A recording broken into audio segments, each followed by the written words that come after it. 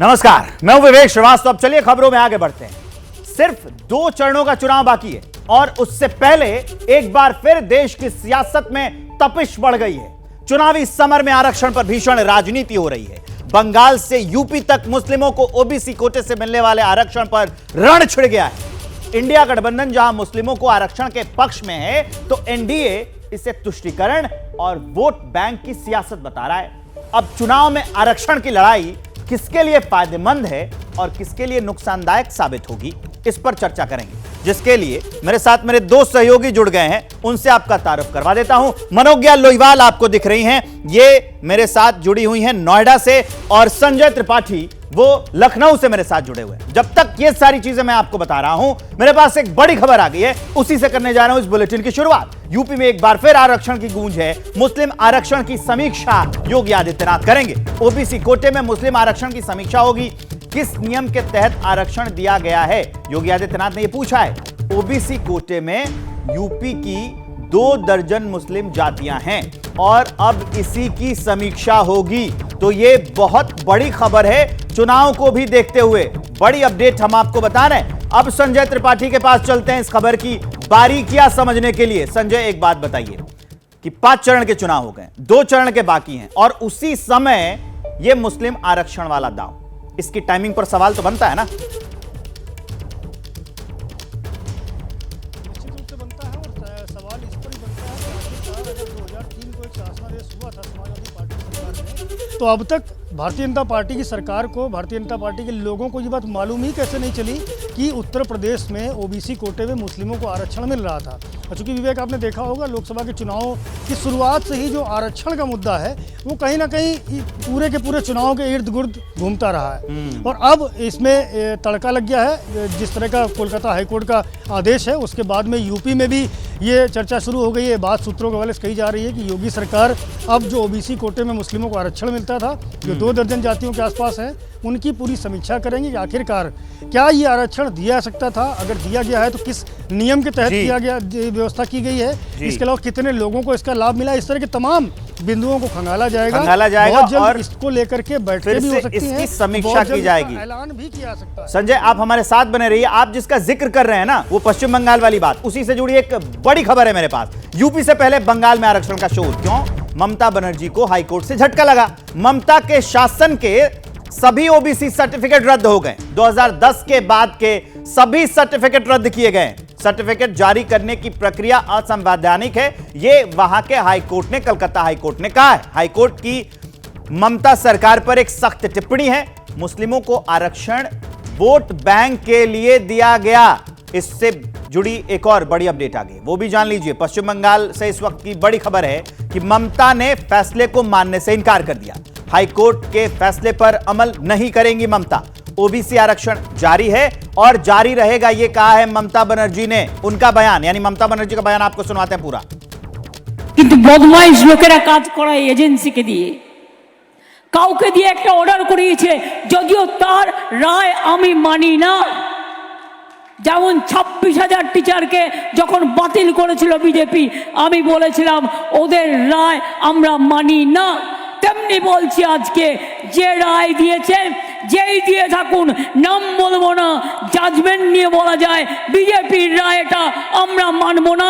OBC reservation চলছে, চলবে।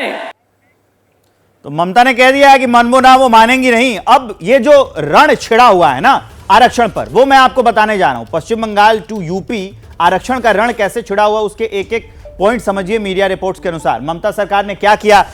हुआ यह कि 2010 में लेफ्ट सरकार ने 17% ओबीसी का आरक्षण दिया हुआ था। उसके बाद क्या हुआ कि आरक्षण को, ओबीसी का जो हिस्सा था, उसको ए और बी में बांटा गया था। इससे उस तरह से अलग किया गया। ओबीसी का जो ए था उसमें 10% आरक्षण और उसमें 81 कम्युनिटी रखी गई थी। ए और बी में बांटा गया था। उसमें जो ए था उसमें दिया गया 10% आरक्षण, 81 कम्युनिटी बांटी गई थी। इन 81 कम्युनिटीज में 56 मुस्लिम जातियां थी। ए समझ लिया आपने, अब आइए बी समझते हैं। बी में क्या था कि 7% आरक्षण दिया गया था। इसमें 99 थे समुदाय, 99 कम्युनिटीज थी, और इन 99 में 41 मुस्लिम जातियां रखी गई थी। 2011 में लेफ्ट सत्ता से बाहर हो गई। तो कानून नहीं बन सका।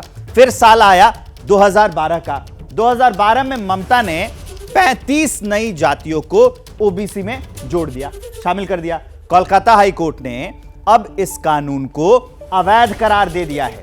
कोर्ट ने यह टिप्पणी की है कि इसमें धर्म ही एक मात्र मानदंड प्रतीत होता है। जो आरक्षण दिया गया है उसमें मुसलमानों को राजनीतिक उद्देश्य के लिए साधन माना गया है, ऐसा कोर्ट ने कहा है। कोर्ट ने 2010 के बाद जारी 5 लाख से ज्यादा जो ओबीसी के सर्टिफिकेट थे वो रद्द कर दिए हैं।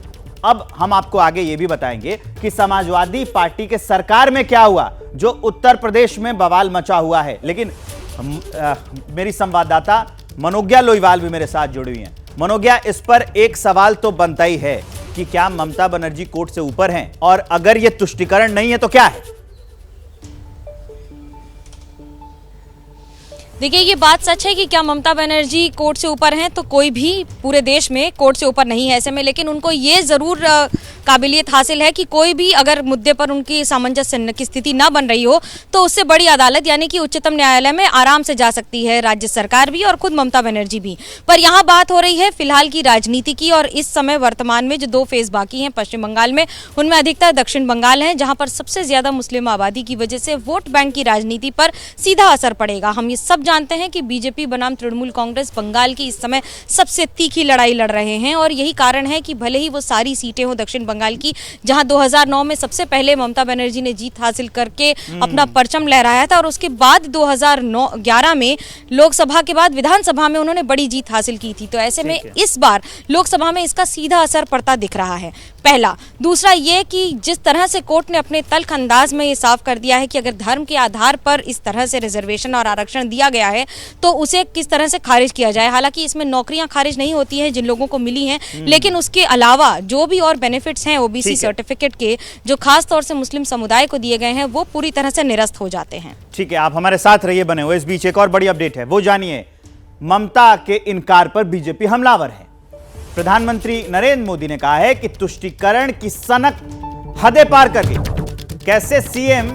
कैसी सीएम जो कोर्ट का आदेश न माने, यह अमित शाह का रिएक्शन है उस पर।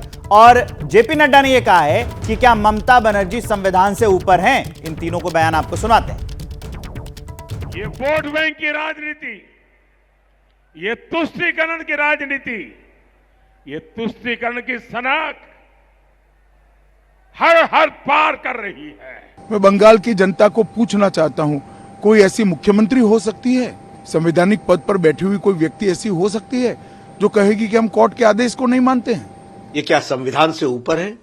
ये संविधान को संभालना इनका काम नहीं है, संविधान की रक्षा करना इनका काम नहीं है। राजनीतिक आरोप प्रत्यारोप तो चलते रहते हैं, लेकिन ऐसे वक्त में अगर कोर्ट का आदेश मानने से इनकार करती है ममता, वो भी सार्वजनिक रूप से, तो इस पर सवाल तो बनता है। आप दोनों का बहुत बहुत शुक्रिया। एक बड़ी अपडेट जानिए। यूपी के डुमरियागंज की रैली में अमित शाह ने कांग्रेस पर हमला बोला है। अमित शाह ने कहा है कि कांग्रेस 40 सीट भी पार नहीं कर पाएगी। उन्होंने यह भी कहा है कि यूपी में समाजवादी पार्टी को 4 सीट भी नसीब नहीं होगी। पूरा बयान आपके सामने। 5 चरण में मोदी जी 310 पार कर गए हैं। और ये जो इंडिया अलायंस है ना, इंडिया अलायंस, इसका सुपड़ा साफ हो गया है। मेरी बात याद रखना, राहुल बाबा आप भी सुन लेना, कांग्रेस इस बार 40 भी पार नहीं कर रही है, 40 भी पार। और अखिलेश जी को 4 सीट भी नसीब नहीं होने वाली है।